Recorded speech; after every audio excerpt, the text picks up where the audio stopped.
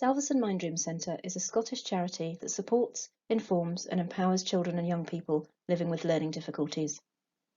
Our vision is to become an internationally recognised centre of excellence in neurodiversity to help create a world in which no mind is left behind. We've been going for 20 years. 2021 is our 21st anniversary year, and we have a multidisciplinary team on hand to provide advice and support.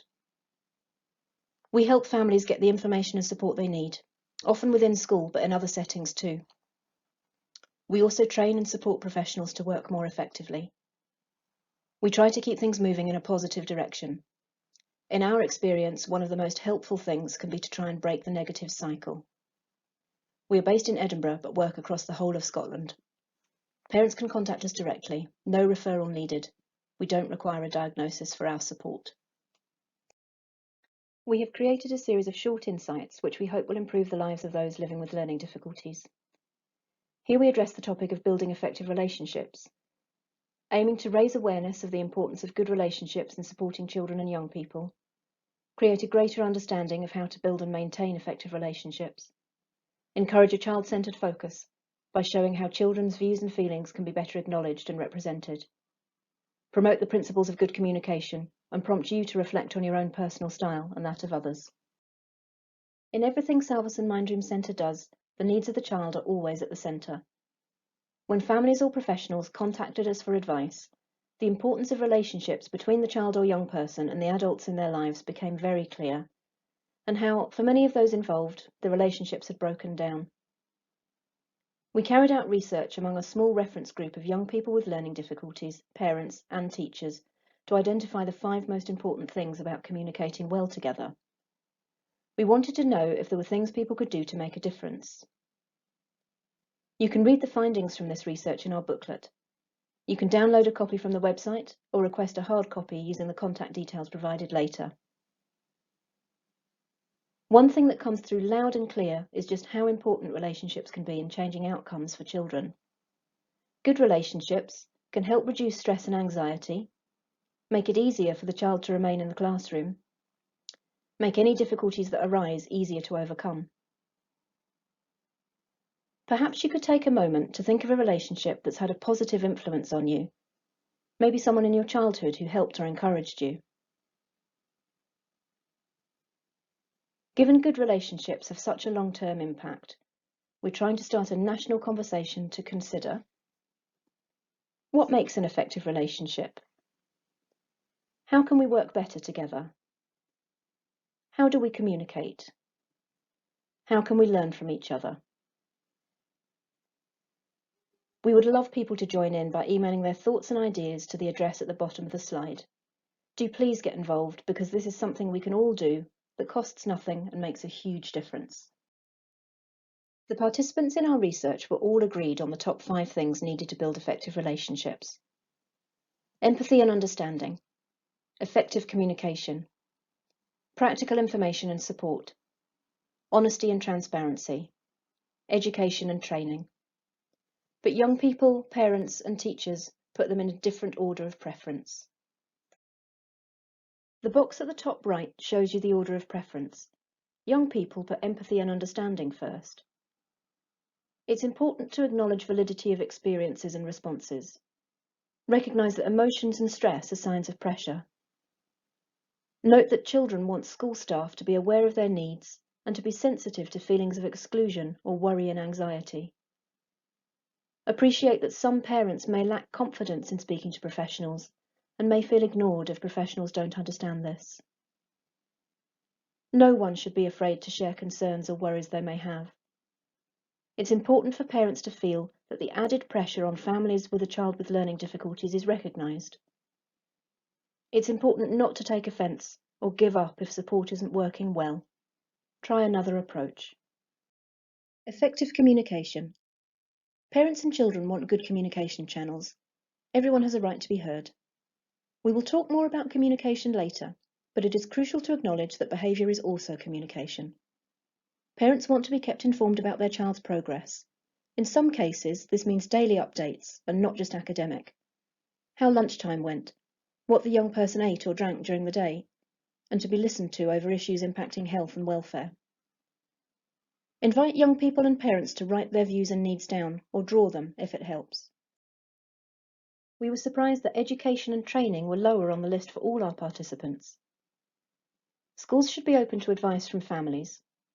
If a child is struggling to attend school, the family may be in need of extra help, not criticism.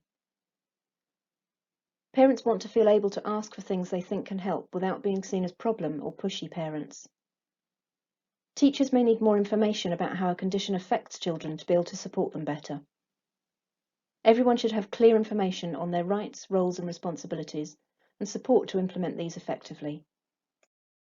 The need for practical information and support was a higher priority for parent carers. Learn from experience, for example, not springing surprises. Find ways to include everyone. Parents want to feel comfortable about sharing their suggestions as to what can help their child. Need to feel everyone is working together to provide the right support. Take all the actions that were agreed in meetings. For teachers, honesty and transparency were top of the list. Open and honest dialogue is most important. Don't lose sight of the fact that professionals want the best for the young people they work with. Parents want to be able to talk in an open and honest way about their child's needs, the challenges they face, and behaviours. Be prepared to admit when you are wrong or that you don't know something. Parents want to have an honest conversation about possibilities and support and how the school can help or not.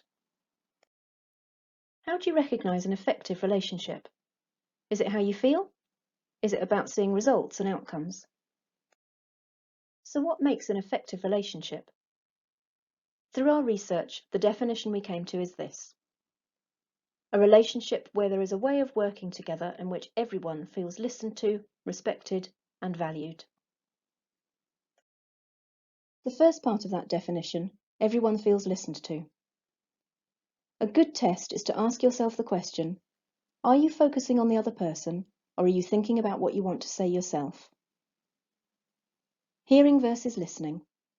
Hearing is a physiological act. A sound happens, you hear it. We can become skilled in filtering sounds we don't need to react to compared to ones we do. For example, a particular child's cry.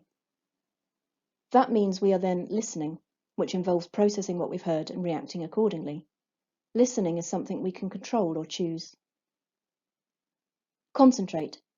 If your attention wanders, bring it back as soon as you realise. Use encouraging words. Wow, ouch, really? When we're listening, we often do this without thinking, but it shows the other person you're paying attention. Reflect someone's feelings in your words and tone. Think about eye contact and body language. Leaning forward slightly and maintaining eye contact can show you are paying attention, though bear in mind some people could find it difficult or threatening. Be aware of who you are listening to and act accordingly. Be comfortable with pauses. Relax and don't communicate tension or defensiveness. Give the other person time to collect their thoughts or work out what they want to say. You don't have to fill every moment with talking. Listen to feelings, not just words. Don't get hung up on how someone might express themselves. Listen to what they're trying to say and check you've understood their meaning if you're not sure. Check you've understood. Even if you think you have, it might be worth checking just in case.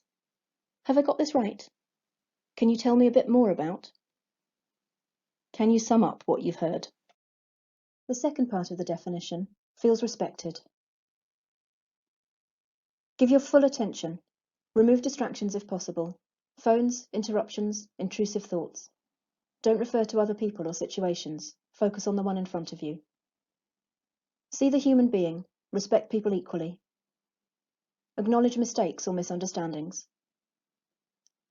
Watch your reactions. Beware of reassurance, suggestions, or glib cliché. Be careful how you use humour.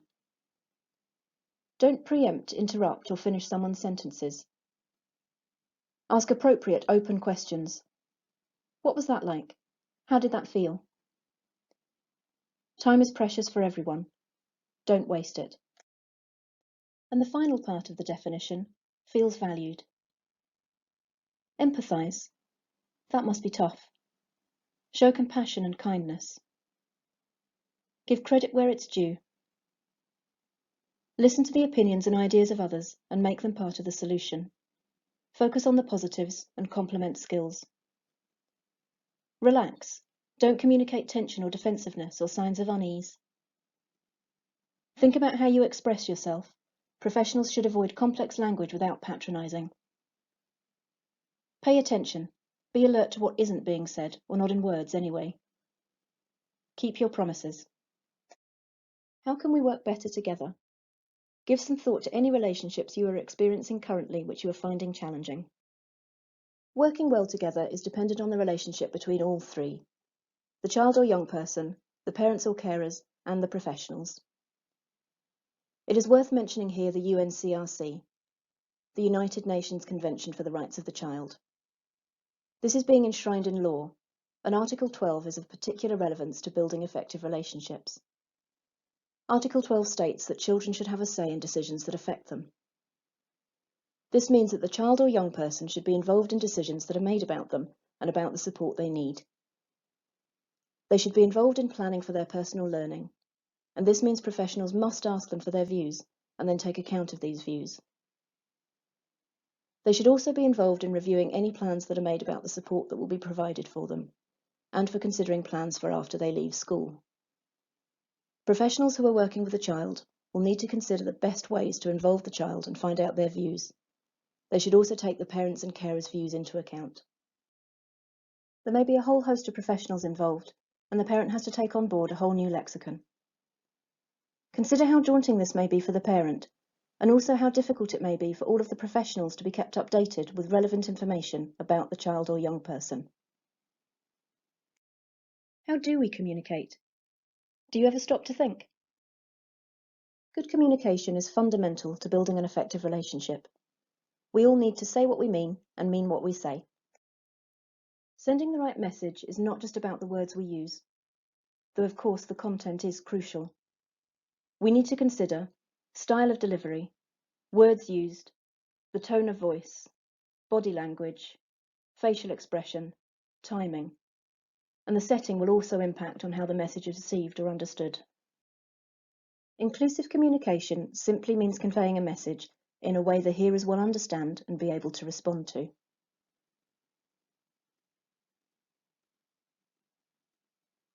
Consider all of the alternative or augmentative options for ensuring best communication.